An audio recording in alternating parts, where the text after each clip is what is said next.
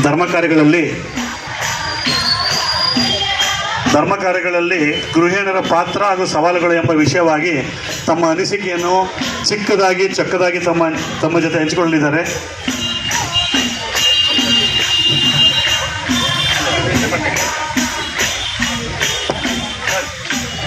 ನಮಿಸುತ್ತಾ ಹಾಗೂ ವೇದಿಕೆಯಲ್ಲಿ ಗಣ್ಯಾತಿ ಗಣ್ಯರು ಆಸೀನರಾಗಿದ್ದಾರೆ, ಅವರಿಗೆ ನಮಸ್ಕರಿಸುತ್ತಾ ನನ್ನ ಎರಡು ಮಾತನ್ನು ಆಡ್ತೀನಿ. ನನಗೆ ಮಹಿಳೆಯ ಬಗ್ಗೆ ಒಂದು ಧರ್ಮದಲ್ಲಿ ಪಾತ್ರ ಹೇಗಿರುತ್ತೆ ಏನು ಅನ್ನೋ ವಿಷಯವನ್ನು ಹೇಳಿದ್ದಾರೆ. ಹಾಗಾಗಿ ಅದ್ರ ಬಗ್ಗೆ ನಾನು ಹೇಳಕ್ಕೆ ಇಚ್ಛೆ ಪಡ್ತೀನಿ. ಯತ್ರ ನಾರ್ಯಸ್ತು ಪೂಜ್ಯಂತೆ ರಮಂತೆ ತತ್ರ ದೇವತಃ ಅಂತ ಶ್ಲೋಕ ಇದೆ. ಹೆಣ್ಣೆಂದರೆ ನಿಜವಾಗ್ಲೂ ಪ್ರಕೃತಿ, ಜಗತ್ತಿನ ಮಹಾಶಕ್ತಿ, ಅವಳ ಒಂದು ಸಂಸ್ಕೃತಿ ಕೂಡ. ಎಲ್ಲಿ ಹೆಣ್ಣನ್ನು ಪೂಜಿಸಲ್ಪಡ್ತಾರೋ ಅಲ್ಲಿ ದೇವತೆಗಳು ನೆಲೆಸ್ತಾರೆ, ಅಥವಾ ಯಾವುದೇ ಒಂದು ಕಾರ್ಯಗಳು ಮಾಡಿದ್ರು ಅದು ಒಂದು ನೆರವೇರುತ್ತೆ. ಎಲ್ಲಿ ಹೆಣ್ಣನ್ನು ಪೂಜಿಸಲ್ಪಡಲ್ವೋ ಅಲ್ಲಿ ಯಾವುದೇ ಕಾರ್ಯಗಳು, ಹೋಮ ಹವನಗಳು ಏನು ಮಾಡಿದ್ರು ಕೂಡ ವ್ಯರ್ಥ ಅಂತ ಅಂದ್ಬಿಟ್ಟು ಈ ಶ್ಲೋಕ ತಿಳಿಸುತ್ತೆ ನಮಗೆ. ಆದ್ದರಿಂದ ಒಂದು ಹೆಣ್ಣನ್ನು ಗೌರವಿಸುವ ಸ್ಥಾನ ಎಲ್ಲರದ್ದು ಆಗಬೇಕು. ಮತ್ತು ಹೆಣ್ಣಿಗೆ ಅನಾದಿ ಕಾಲದಿಂದಲೂ ಪೂಜನೀಯ ಸ್ಥಾನ ಇದೆ. ಅದನ್ನು ನಾವು ಹಿಂದಿಗಿಂತಲೂ ಹೆಚ್ಚು ಇವಾಗ ಸ್ವಾತಂತ್ರ್ಯ ದೊರಕಿದೆ, ಮತ್ತು ಹಲವಾರು ಜನರ ಹೋರಾಟದ ಫಲವಾಗಿ ಹಾಗೂ ಅರಿವಿನ ಫಲವಾಗಿ ನಾವು ಹೆಚ್ಚು ಸ್ವತಂತ್ರರಾಗಿದ್ದೇವೆ ಅನ್ನೋದಕ್ಕೆ ನನಗೆ ಈ ಸಮಯದಲ್ಲಿ ಹೆಮ್ಮೆ ಆಗುತ್ತೆ. ಆದರೆ ಹೆಣ್ಣು ಇದು ಸ್ವತಂತ್ರವನ್ನು ಸ್ವೇಚ್ಛಾಚಾರ ಅಂತ ತಿಳ್ಕೊಬಾರ್ದು.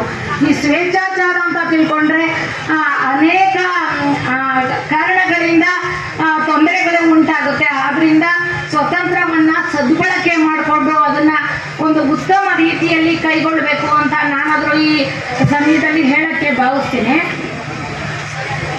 ಇಂಥ ಅವಕಾಶನ ಮಹಿಳೆಯರು ಬಳಸ್ಕೊಳ್ಬೇಕು. ಎಲ್ಲದಕ್ಕೂ ವಿಪುಲ ಅವಕಾಶ ಇದೆ ಮಹಿಳೆಯರು. ಹಿಂದಿನಂತೆ ಈಗ ಇಲ್ಲ, ಎಲ್ಲದಕ್ಕೂ ಮತ್ತು ಸ್ವತಂತ್ರವಾಗಿದ್ದಾರೆ. ಈಗ ಹೆಣ್ಣು ಹೆಣ್ಣು ಹೆಣ್ಣು ಅಂತ ಯಾರು ಹೀಗರಿಯೋದಿಲ್ಲ. ಹಾಗಾಗಿ ಮತ್ತೆ ಹೆಣ್ಣು ಒಳಿತು ಕೆಡಕು ಎರಡಕ್ಕೂ ಕೂಡ ಸಮನಾಗಿಸ್ತಾಳೆ.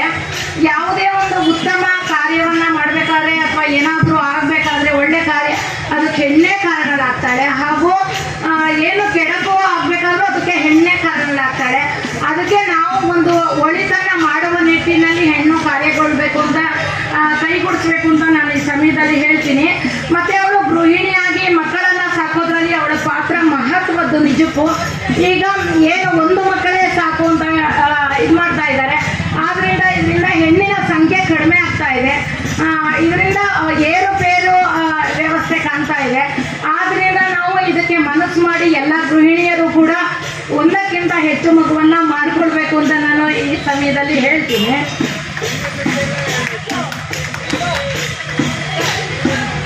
ಜನನಿ ಜನ್ಮ ಭೂಮಿಷ್ಠ ಸ್ವರ್ಗಾದಪಿ ಗರಿಯಸಿ ಎಂಬ ಸಂಸ್ಕೃತದ ಶ್ಲೋಕಾರ್ಥ ತಾಯಿ ಮತ್ತು ಮಾತೃಭೂಮಿಯ ಸ್ವರ್ಗಕ್ಕಿಂತಲೂ ಹೆಚ್ಚು ಅನ್ನುವ ಒಂದು ಭಾರತೀಯ ಸಂಸ್ಕೃತಿಯನ್ನ, ದೇಶಭಕ್ತಿಯನ್ನ, ತಾಯ್ನಾಡಿನ ಮೇಲಿನ ಪ್ರೀತಿಯನ್ನ ತೋರಿಸುತ್ತೆ. ಗೃಹಿಣಿಯಾಗಿ ಒಂದು ಹೆಣ್ಣು ಇಂದು ಹಲವು ಕಾರ್ಯಗಳನ್ನು ನಿರ್ವಹಿಸ್ತಾಳೆ. ಬರೀ ಗೃಹಿಣಿಯಾಗಿಲ್ಲ, ಅವಳು ಸಂಘಟನೆಯಾಗಿ ಅಥವಾ ಒಂದು ಇನ್ನಿತರ ಕಾರ್ಯಗಳಲ್ಲಿ ಶಿಕ್ಷಕಿಯಾಗಿ ಅಥವಾ ಸಮಾಜಮುಖ ಕೆಲಸ ಕಾರ್ಯಗಳಲ್ಲಿ ತೊಡಗಿದ್ದಾಳೆ. ಹಾಗಾಗಿ ಅವಳಿಗೆ ಹಿಂದಿಗಿಂತಲೂ ಹೆಚ್ಚು ಜವಾಬ್ದಾರಿ ಇದೆ. ಅದರಲ್ಲೂ ಕೂಡ ಅಂತಹ ಕಾರ್ಯಗಳನ್ನು ಅವರು ಹಮ್ಮಿಕೊಂಡಿದ್ರು. ಈ ಸಂಪ್ರದಾಯ, ಹಬ್ಬ ಹರಿದಿನಗಳನ್ನು ಎಲ್ಲ ಉಳಿಸ್ಕೊಂಡು ಬೆಳೆಸ್ಕೊಂಡು ಹೋಗ್ತಾ ಇರೋದಕ್ಕೆ ಹೆಣ್ಣೆ ಕಾರಣಗಳು ಅಂತ ಹೇಳ್ಬೋದು. ಏನಾದರೂ ಒಂದು ಹಬ್ಬ ಹರಿದಿನ, ಹೋಮ ಹವನ ಯಾವ್ದಾದ್ರು ಅಚ್ಚುಕಟ್ಟಾಗಿ ಆಗಬೇಕು ಅಂತ ಅಂದರೆ ಹೆಣ್ಣೆ ಅವಳು ಕಾರಣಗಳು. ಏಕೆಂದರೆ ಯಾವುದೇ ರೀತಿ ಏನು ಅಡೆತಡೆ ಬರ್ದಂಗೆ, ಲೋಪ ದೋಷ ಬರ್ದಂಗೆ ಒಂದು ಸಮಗ್ರ ರೀತಿಯಲ್ಲಿ ಕಾರ್ಯವನ್ನು ಹೆಣ್ಣು ನಿರ್ವಹಿಸ್ತಾಳೆ. ಆದ್ದರಿಂದ ಅವಳಿಗೆ ನಿಜವಾಗ್ಲೂ ಒಂದು ಧರ್ಮ ಕಾರ್ಯದಲ್ಲಿ ಅವಳ ಪಾತ್ರ ತುಂಬಾನೇ ಇದೆ. ಆದರೆ ಅವಳು ನೇರವಾಗಿ ಅಲ್ಲ ಅಂದರೂ ನೇರವಾಗಿ ಭಾಗವಹಿಸೋಕ್ಕೆ ಆಗ್ತಿಲ್ಲ. ಅದ್ರ ಕೊರಗು ಸ್ವತಃ ನನಗೂ ಇದೆ. ಹಲವಾರು ಈ ಕಲಾ ಪರಿವಾರಗಳಲ್ಲಿ ನಾವು ಉದಾಹರಣೆ ತಗೊಂಡ್ರೆ ಈ ಒಂದು ಧಾರ್ಮಿಕವಾಗಿ ನಿಜವಾಗ್ಲೂ ಕಲಾ ಪರಿವಾರ ಎಷ್ಟು ಮುಂದುವರೆದಿದೆ ಅಂದರೆ ಒಂದು ಧಾರ್ಮಿಕ ಕಾರ್ಯಗಳಲ್ಲಿ ಹೆಚ್ಚು ಭಾಗವಹಿಸೋದ್ರಿಂದ ನಮಗೆ ಒಂದು ಭಜನಾ ಶಕ್ತಿ ಅಥವಾ ಆಧ್ಯಾತ್ಮಿಕ ಶಕ್ತಿ ನಿಜಕ್ಕೂ ದೊರಕಿದೆ. ಇಷ್ಟು ಭಜನಾ ಸಂಘ ಚಂದ್ರಾಪಟ್ಟಣದಲ್ಲಿ ಇದೆ ಅನ್ನೋದೇ ನಮಗೆ ಗೊತ್ತಾಗಿದ್ದು ಕಲಾ ಪರಿವಾರದಿಂದ. ಆದ್ದರಿಂದ ಈ ಒಂದು ಸಂಘ ಹೆಚ್ಚು ಹೆಚ್ಚು ಆಧ್ಯಾತ್ಮಿಕದತ್ತ ಒಲವು ತೋರಿಸ್ತಾ ಎಲ್ಲ ಹೆಂಗ ಹೆಂಗಸರನ್ನ ಕೈಗೂಡಿಸ್ಕೊಂಡು ಹಲವಾರು ದೇಗುಲ ದರ್ಶನ, ಒಂದು ಶುಕ್ರವಾರದಲ್ಲಿ ದೇವಸ್ಥಾನಗಳ ಭೇಟಿ ಅಥವಾ ಇನ್ನಿತರ ಸ್ಥಳಗಳ ಭೇಟಿ ಎಲ್ಲ ಮಾಡ್ತಾ ಇದ್ದೀವಿ. ಹಾಗೂ ನಮಗೆ ಮುಖಾಮುಖಿ ಭೇಟಿ ಆಗೋದ್ರಿಂದ ನಮ್ಗೆ ಎಷ್ಟೋ ಸಂತೋಷ, ನಮ್ಮ ಮನಸ್ಸಿನ ಭಾವನೆಗಳನ್ನ ಹಂಚ್ಕೊಳ್ತೀವಿ. ಅದ್ರ ಮೂಲಕ ಎಷ್ಟೋ ಸಮಸ್ಯೆಗಳು ಪರಿಹಾರ ಆಗುತ್ತೆ. ಈ ಹೋಮ ಹವನಗಳಿಗೆ ಡೈರೆಕ್ಟ್ ಆಗಿ ಏನು ಸೀದಾ ಭಾಗವಹಿಸಲಿಲ್ಲ ಅಂದ್ರೂ ಹೆಣ್ಣೆ ಬೇಕು. ಆದರೆ ಹಿಂದಿನ ಶಕ್ತಿ ಹೆಣ್ಣೆ ಆಗಿರ್ತಾಳೆ. ಎಲ್ಲವ ಒಂದು ಸಿದ್ಧತೆ ಮಾಡ್ಕೊಳ್ಳೋದಕ್ಕೆ ಹೆಣ್ಣೆ ಕಾರಣಗಳು. ಆದರೂ ಕೂಡ ಯಾವ ಮಂತ್ರವನ್ನು ಕಲಿದ್ರು ಕೂಡ ಏನು ನೇರವಾಗಿ ಪೂಜೆ ಒಂದು ಮಾಡುವ ಒಂದು ಹಕ್ಕು ಅವಳಿಗಿಲ್ಲ, ಒಂದು ಹೋಮ ಹವನ ಮಾಡೋದು ಹಕ್ಕಿಲ್ಲ. ಈ ಕೆಲವು ಕಡೆ ಇರ್ಬೋದು, ಆದರೆ ಅದು ಅಧಿಕೃತವಾಗಿ ಅದು ಪ್ರಚಲಿತದಲ್ಲಿ ಬಂದಿಲ್ಲ. ಅದಕ್ಕೆ ಹಲವಾರು ಕಾರಣ ಇರ್ಬೋದು. ಒಂದು ಮುಟ್ಟಿನ ಸಮಸ್ಯೆ ಆಗ್ಬೋದು ಅಥವಾ ಇನ್ನೊಂದು ಆಗ್ಬೋದು. ಆದರೆ ನಾವು ಧರ್ಮ ಕಾರ್ಯದಲ್ಲಂತೂ ಭಾಗವಹಿಸ್ತೀವಿ. ಬಾಕಿಯ ದಿನಗಳಲ್ಲಿ ನಾವು ಎಲ್ಲವನ್ನೂ ಕೂಡ ಅಚ್ಚುಕಟ್ಟಾಗಿ ನಿರ್ವಹಿಸ್ತೀವಿ ಅಂತ ನಾನು ಈ ಮೂಲಕ ಹೇಳ್ತೀನಿ. ಹಾಗೆ ಹೀಗೆ ಅನೇಕ ಸವಾಲುಗಳನ್ನ ಹೆಣ್ಣು ಎದುರಿಸ್ತಾ ಇದ್ದಾರೆ. ಅವಳಿಗೆ ಏನು ಇದು ಪ್ರಕೃತಿ ಕೊಡುಗೆ ಅಂತಾನೆ, ಅದು ಮೊಟ್ಟು ಇವು ಎಲ್ಲ ಏನು ಬಾಣಂತಿ ಅವೆಲ್ಲ ಪ್ರಕೃತಿ ಕೊಡುಗೆ. ಆದರೆ ಆ ಸಮಯದಲ್ಲಿ ಮಾಡೋದಕ್ಕೆ ಆಗೋದಿಲ್ಲ ಅಂತ ಅಂದ್ಬಿಟ್ಟು ಏನಾದರೂ ಈ ಥರ ಆಗಿದೆಯಾ ಅನ್ನೋದು ನನಗೂ ಗೊತ್ತಿಲ್ಲ. ಆದರೆ ಅದೊಂದರಲ್ಲಿ ನಮಗೆ ಒಂದು ಅನೇಕ ಸವಾಲುಗಳು ಇದೆ. ಒಂದು ಎಲ್ಲವನ್ನು ಕಲ್ತಿದ್ರೆ ಯಾಕೆ ನಾವು ಪೂಜೆ ಮಾಡಬಾರ್ದು, ಯಾಕೆ ಶ್ರೇಷ್ಠ ಅಲ್ಲ, ಎಲ್ಲದಕ್ಕೂ ಪೂಜನೀಯ ಸ್ಥಾನ ಕೊಡ್ತಾರೆ ಅನ್ನುವ ಭಾವನೆ ನನಗೂ ಕೂಡ ಸ್ವತಃ ಕಾಡುತ್ತೆ. ಎಲ್ಲ ಪೂಜಾ ಕಾರ್ಯಕ್ರಮಗಳಿಗೆ ಸಿದ್ಧತೆ ಮಾಡ್ಕೊಳ್ಳೋದಕ್ಕೆ ಹೆಣ್ಣು ಬೇಕು. ಆದರೆ ನೇರವಾಗಿ ಪೂಜೆ ಮಾಡಲು ಅನ್ನರಳು ಅನ್ನೋ ಭಾವನೆ ತಾಳ್ತಾ ಇದ್ದಾರೆ. ಆದರೆ ಕೆಲವು ಕಡೆ ಈಗ ಕೆಲವು ದೇವಸ್ಥಾನದಲ್ಲಿ ಪೂಜೆನೂ ಕೂಡ ಮಾಡ್ತಾ ಇದ್ದಾರೆ. ಧಾರ್ಮಿಕ ಕಾರ್ಯಗಳಲ್ಲಿ ಭಾಗವಹಿಸಿದಷ್ಟೇ ಸಾಲದು. ಹೆಣ್ಣು ಹಿಂದುತ್ವ ಹಿಂದುತ್ವ ಹಿಂದುತ್ವ ಅಂತ ಹೇಳಿದ್ರೆ ಸಾಲದು. ಹೆಣ್ಣು ಅದನ್ನ ಆಚರಣೆಗೆ ತರಬೇಕು ಅಂತ ನಾನು ಈ ಸಮಯದಲ್ಲಿ ಹೇಳ್ತೀನಿ. ನಾವು ಈಗ ಏನ್ ಮಾಡ್ತಾ ಇದೀವಿ, ಹಿಂದುತ್ವ ಅಂತ ಬಾಯಿನಲ್ಲಿ ಹೇಳಿ ಆಚರಣೆಯಲ್ಲಿ ನಾವು ಏನು ತಾಳ್ಮೆಯಾಗಿ ನಾವು ಭಾಗವಹಿಸ್ತಾ ಇದ್ದೀವಿ. ಏನು ನಾವು ತಾಳ್ಮೆ ತಗೊಳ್ಳೋದ್ರಿಂದ ಕೆಲವು ಸಲ ಕೆಲವು ತಪ್ಪುಗಳು ನಡೆಯೋದು ಒಳ್ಳೆಯವರ ಮೌನದಿಂದ ಕೂಡ ಆಗುತ್ತಂತೆ. ಅದನ್ನ ನಾನು ಕೇಳಿದ್ದೀನಿ. ಅದಕ್ಕೆ ಕೆಲವು ಶಾಲೆಗಳಲ್ಲಿ ಹಣೆಗಿಡೋದು ಅಥವಾ ಏನು ಬಳೆ ಹಾಕೋದು ಅದನ್ನೆಲ್ಲ ತಪ್ಪು ಅಂತ ಹೇಳ್ತಾರೆ. ನಾವು ಸುಮ್ಮನಿದ್ರೆ ಅದನ್ನ ನಾವು ಏನು ಹೌದು ಅಂತ ಒಪ್ಕೊಂಡಂಗಾಗುತ್ತೆ. ಇಲ್ಲ, ನಮ್ಮ ಧರ್ಮವನ್ನ ನಮ್ಮ ಸಂಸ್ಕೃತಿಯನ್ನ ನಾವು ಉಳಿಸಿ ಬೆಳೆಸಬೇಕಾದ ಸಂದರ್ಭ ತುರ್ತು ಬಂದಿದೆ. ಯಾಕೆ ನಾವೆಲ್ಲ ಇರಲೇ ಇಲ್ವಾ ಏನು? ಯಾವುದೇ ರೀತಿ ಬಳೆಯನ್ನು ಹಾಕೊಂಡ್ರೆ ಯಾವುದೇ ತೊಂದರೆ ಇಲ್ಲ ಅಥವಾ ಹಣೆಗಿಟ್ಟು, ಅದಕ್ಕೆ ಅನೇಕ ವೈಜ್ಞಾನಿಕ ಕಾರಣಗಳು ಇದೆ. ನಮ್ಮ ತನವನ್ನ ನಾವು ಉಳಿಸ್ಬೇಕು. ನಾವು ಚಿಕ್ಕದಲ್ಲಿ ಹೇಗ್ ಬೇಕೋ ಒಂದು ಮಕ್ಕಳು ಅಂತ ಎಲ್ಲ ಬೆಳೆಸ್ಬಿಟ್ಟು ಆ ನಂತರದಲ್ಲಿ ಕೊರಗಿದ್ರೆ ಏನು ಪ್ರಯೋಜನ ಆಗೋದಿಲ್ಲ. ಈಗ ನಮ್ಮನ್ನ ಬೆಳೆಸಿದ್ರು 3-4 ಜನ ಇದ್ರು ಅವಿಭಕ್ತ ಕುಟುಂಬದಲ್ಲಿ ನಮ್ಮ ತಂದೆ ತಾಯಿ ಬೆಳೆಸಿ ಒಳ್ಳೆಯ ಉದ್ಯೋಗ ವಿದ್ಯಾಭ್ಯಾಸ ಎಲ್ಲವನ್ನೂ ನೀಡಿದ್ದಾರೆ. ಹಾಗೂ ಉತ್ತಮ ವ್ಯಕ್ತಿತ್ವ ರೂಪಿಸಿ ಒಂದು ವ್ಯಕ್ತಿಯನ್ನಾಗಿ ಮಾಡಿದ್ದಾರೆ.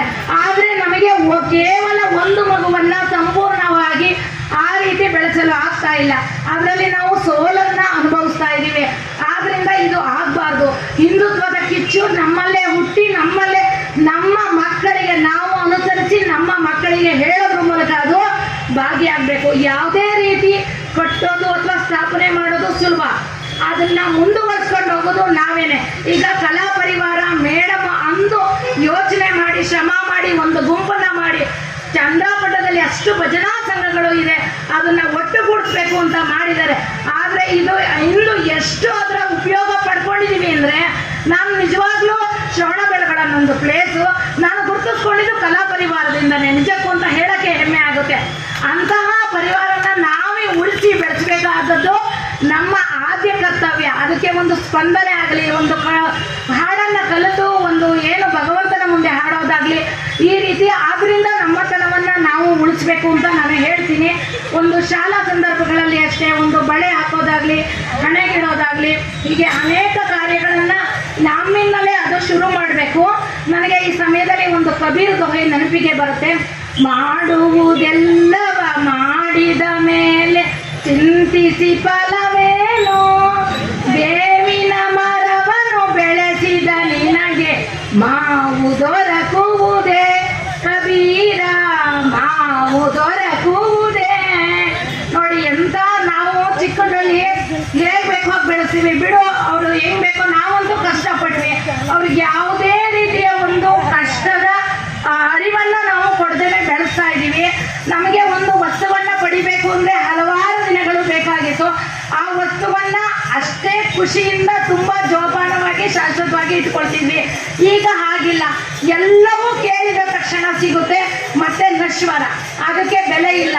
ಹಾಗೆ ಮನುಷ್ಯ ಕೂಡ ಮನೆಗೆ ಬಂದ ಅತಿಥಿಗಳನ್ನ ಮಾತನಾಡಿಸುವುದು ಒಂದು ಧಾರ್ಮಿಕ ಕಾರ್ಯ, ಮತ್ತೆ ಅತಿಥಿ ಸತ್ಕಾರ ಅದನ್ನ ನಾವು ಮಾಡೋದ್ರಲ್ಲಿ ಮಾಡ್ತಿದೀವಿ, ಅಂಕಗಳ ಹಿಂದೆ ಬಿದ್ದಿದ್ದೀವಿ. ಅದಾಗಬಾರ್ದು. ಮನುಷ್ಯ ಮೊದಲು ಮಾನವೀಯ ತತ್ವವನ್ನ ಅಳಿಸ್ಕೊಡ್ಬೇಕು, ಸಮಾಜದಲ್ಲಿ ಉತ್ತಮ ವ್ಯಕ್ತಿ ಆಗ್ಬೇಕು, ಅಂಕದ ಹಿಂದೆ ಓಡೋಗ್ಬಾರ್ದು. ಈಗ ಏನಿದ್ರು ಅಂಕ ದುಡ್ಡು ಅಷ್ಟೇನೆಯ. ನಾವು ಯಾವುದೇ ಕಾರಣಕ್ಕೂ ಕೂಡ ಏನು ಅಂಕವನ್ನ ಇಷ್ಟು ತೆಗಿಬೇಕು. ಯಾರು ಒಂದು ರಿಲೇಷನ್ ನಲ್ಲಿ ಇವತ್ತು ಏನಕ್ಕೆ ಬಾಂಧವ್ಯ ಕಡಿದು ಹೋಗ್ತಾ ಇದೆ ಅಂದ್ರೆ ಪರಿಚಯ, ಒಬ್ರಿಗೊಬ್ರಿಗೆ ಪರಿಚಯನೇ ಇಲ್ಲ. ಮನೆಗೆ ಬಂದ್ರೆ ರೂಮಿಗೆ ಹೋಗಿ ಓದ್ಕೊಳ್ಳೋದು ಅಥವಾ ಇನ್ನೇನೋ ಮಾಡೋದು, ಮೊಬೈಲ್ ನೋಡೋದು, ಇದರಿಂದ ಒಬ್ರಿಗೊಬ್ರು ಪರಿಚಯ ಇಲ್ಲ. ಯಾರು ಮನೆಗೆ ಬಂದ್ರೆ ಹೇಗೆ ಮಾತಾಡಿಸ್ಬೇಕು ಏನು ಅನ್ನೋವಂತಹ ಒಂದು ಸೌಜನ್ಯ ಸಂಸ್ಕೃತಿ ಇಲ್ಲ. ಅದನ್ನ ನಾವು ಮಕ್ಕಳಲ್ಲಿ ಮೊದಲು ಬಿತ್ತಬೇಕು. ನಮ್ಮನ್ನ ನೋಡಿ ಮಕ್ಕಳು ಕಲಿತಾರೆ. ಮತ್ತು ನಾವು ಹಬ್ಬ ದಿನಗಳು ಏನು ನಮ್ಗೆ ಹಲವಾರು ಒತ್ತಡ ಇರ್ಬೋದು, ಏನೋ ಹಬ್ಬ ದಿನಗಳಲ್ಲಿ ರಜಾ ಸಿಕ್ತು ಅಂತ ನಾವು ಹೋಟೆಲ್ಗೆ ಹೋಗಿ ಹೋಟೆಲಲ್ಲಿ ಊಟ ಮಾಡಿದ್ರೆ ಯಾವುದೇ ರೀತಿ ಒಂದು ಸಂಸ್ಕಾರ, ಆಚಾರ, ವಿಚಾರ ತಿಳ್ಕೊಳಕ್ಕೆ ಆಗೋದಿಲ್ಲ. ಮಕ್ಕಳಿಗಾಗ್ಲಿ ಹೇಗೆ ಗೊತ್ತಾಗುತ್ತೆ? ನಮ್ಮ ತಂದೆ ತಾಯಿನೂ ಹೀಗೆ ಮಾಡ್ತಾ ಇದ್ರು, ನಾವು ಕೂಡ ಹೀಗೆ ಮಾಡ್ತಿದ್ದಾರೆ. ಆದ್ರಿಂದ ನಾವು ಕಷ್ಟ ಆದ್ರೂ ಪರವಾಗಿಲ್ಲ, ಆಚಾರ ವಿಚಾರಗಳನ್ನ ಮನೆಯಲ್ಲೇ ಅದನ್ನ ಅರಿತು, ಪ್ರತಿಯೊಂದು ಆಚಾರಕ್ಕೂ ಹಬ್ಬ ದಿನಕ್ಕೂ ತನ್ನದೇ ಆದ ಕಾರಣ, ವೈಜ್ಞಾನಿಕ ಕಾರಣ ಇದೆ. ಆ ನಿಟ್ಟಿನಲ್ಲಿ ನಾವು ಅರಿತು ಪ್ರತಿಯೊಂದು ಹಬ್ಬವನ್ನ ಆಚರಣೆ ಮಾಡಬೇಕು. ಸಂಪ್ರದಾಯ, ನಡೆ, ನುಡಿಗಳನ್ನ ಉಳಿಸ್ಬೇಕು. ಹಾಗೂ ಕಟ್ಟೋದು ಮುಖ್ಯ ಅಲ್ಲ, ಉಳಿಸೋದು ಮುಖ್ಯ. ಅಮೃತ ಅನ್ನೋ ಬುಕ್ಕಲ್ಲಿ ಕೂಡ ಬರೆದಿದ್ದಾರೆ, ಕಟ್ಟೋದು ಮುಖ್ಯ ಅಲ್ಲ, ಉಳಿಸೋದು ಮುಖ್ಯ. ಒಂದು ಗುರುಕುಲ ಆಗ್ಲಿ, ಒಂದು ಏನೇ ಆಗ್ಲಿ, ನಾವು ಇಂದು ಒಂಟಿಯಾಗಿ ಮಗುಗೆ ಬದುಕನ್ನ ಕಲಿಸ್ಲಿಲ್ಲ ಅಂದ್ರೆ ಅವ್ರು ಯಾವುದೇ ಕಾರಣಕ್ಕೂ ಸಮಸ್ಯೆಯನ್ನ ಎದುರಿಸುವಂತಹ ಶಕ್ತಿ ಬರೋದಿಲ್ಲ. ಯಾವುದೇ ಸಣ್ಣ ಸಮಸ್ಯೆ ಆದ್ರೂ ಕೂಡ ಅವರು ಏನ್ ಮಾಡ್ಬೇಕು ಅಂತ ಗೊತ್ತಾಗಲ್ಲ, ಸೋಲನ್ನ ಒಪ್ಕೊಳ್ಳೋದಿಲ್ಲ, ಅವರು ಆತ್ಮಹತ್ಯೆ ಅಂತಹ ಒಂದು ಯೋಚನೆಗೆ ಹೋಗ್ತಾರೆ. ಆಗ ನಮ್ಗೆ ಇರುವಂತಹ ಒಂದೊಂದು ಮಗುವನ್ನ ಆತರ ಕಳ್ಕೊಂಡ್ರೆ ತುಂಬಾ ಆಭಾಸ ಆಗುತ್ತೆ. ಇರುವ ಒಂದು ಮಗುವನ್ನ ಚೆನ್ನಾಗಿ ಬೆಳೆಸೋದು, ಒಳ್ಳೆ ಉದ್ಯೋಗ ಕೊಡಿಸೋದು, ಆ ನಂತರ ಅವಳು ಕೇಳಿದ ವರವನ್ನೇ ಮದುವೆ ಮಾಡಿಸಿ, ನಂತರ ಮದುವೆ ಆದ ನಂತರ 2-3 ತಿಂಗಳಲ್ಲೇ ಮದುವೆ ಬಿದ್ದೋದ್ರೆ ಎಂತ ಆಭಾಸ. ಈಗ ಯಾರು ಕೂಡ ಹೆಣ್ಣಿಗೆ, ಒಂದು ಗಂಡಿಗೆ ಹೆಣ್ಣು ತೋರಿಸುವಂತ ಕಾರ್ಯಕ್ಕೆ ಕೈ ಹಾಕ್ತಿಲ್ಲ. ಇದೇ ಉದ್ದೇಶ. ಯಾಕೆ ಅಂದ್ರೆ ಒಣ ಸ್ವಾಭಿಮಾನ, ಒಂಟಿತನ ಇವೆಲ್ಲವ ಒಂದು ಹೆಣ್ಣು ಪರಿವರ್ತನೆ ಮಾಡ್ಕೊಂಡು ಮಾಡ್ಬೇಕು ಅಂತ ನಾನು ಹೇಳ್ತೀನಿ. ಹೆಣ್ಣು ಯಾವುದೇ ಕಾರಣಕ್ಕೂ ಇದರಲ್ಲಿ ಒಂದು ಹೊಂದಾಣಿಕೆಯನ್ನ ಕಲಿತು ಪ್ರತಿಯೊಂದು 2 ಮನೆಯನ್ನ ಬೆಳಗಬೇಕಾದಂತ ಇದು. ಆದ್ರಿಂದ ತಕ್ಷಣಕ್ಕೆ ನಿರ್ಧಾರ ತಗೊಳ್ದೇನೆ ಇದಕ್ಕೆ ಎಲ್ಲಾ ರೀತಿಯ ಪೋಷಕರೇ ಹೊಣೆ ಹಾಕ್ತಾರೆ. ಪ್ರತಿಯೊಂದಕ್ಕೂ ಕೂಡ ಪೋಷಕರೇ ಹೊಣೆ ಹಾಕ್ತಾರೆ. ಯಾವುದೇ ತೊಂದರೆ ಆದ್ರೂ ಕೂಡ ಉತ್ತಮ ರೀತಿಯಲ್ಲಿ ಬದುಕಿದ್ರು ಕೂಡ. ಆದ್ರಿಂದ ಬದುಕುವ, ಬಾಳುವ ರೀತಿಯನ್ನ ಕಲಿಸ್ಕೊಡ್ಬೇಕು. ಮತ್ತೆ ಮೈನ್ ಆಗಿ ಸೋಲನ್ನ ಒಪ್ಪಿಕೊಳ್ಳುವ ರೀತಿಯನ್ನ ಕಲಿಸ್ಬೇಕಾಗಿದೆ. ಯಾವುದೇ ರೀತಿ, ಯಾಕೆಂದ್ರೆ ನಿಧಾನಕ್ಕೆ ಸಿಕ್ಕರುವೆ ಅದು ಹೆಚ್ಚು ಕಾಲ ಇರುತ್ತೆ ಮತ್ತು ಸಕ್ಸಸ್ಫುಲ್ ಆಗಿರುತ್ತೆ. ಸಡನ್ ಆಗಿ ತಕ್ಷಣಕ್ಕೆ ಬಂದ ಗೆಲುವು ಶಾಶ್ವತ ಅಲ್ಲ. ಆದ್ರಿಂದ ಸೋಲೇ ಗೆಲುವಿನ ಮೆಟ್ಟಿಲು ಅನ್ನೋದು ಯಾವುದಕ್ಕೂ ಕೂಡ ತಕ್ಷಣವೇ ಒಂದು ಮಗು ಕೇಳಿದ ತಕ್ಷಣ ಒಂದು ಕಷ್ಟವೇ ಅರಿದ ಹಾಗೆ ಬೆಳೆಸ್ತಾ ಇರೋದು ನಾವು ತುಂಬಾ ತಪ್ಪು ಮಾಡ್ತಾ ಇದ್ದೀವಿ ಅಂತ ನಾನು ಈ ಸಮಯದಲ್ಲಿ ಭಾವಿಸ್ತೀನಿ. ಹಾಗೂ ಕಲಾ ಪರಿವಾರವನ್ನ, ನನಗೆ ಕಲಾ ಪರಿವಾರದಲ್ಲಿ ತಾರಾ ಮೇಡಮ್ ಇಂಥ ಅವಕಾಶವನ್ನ ಮಾಡಿಕೊಟ್ರು, ಅವ್ರಿಗೆ ಹೃನ್ಮೂಲಕ ಧನ್ಯವಾದಗಳು. ಕಲಾ ಪರಿವಾರವನ್ನ ನಾವು ಉಳಿಸ್ಕೊಂಡು ಬೆಳೆಸ್ಕೊಂಡು ಹೋಗೋಣ.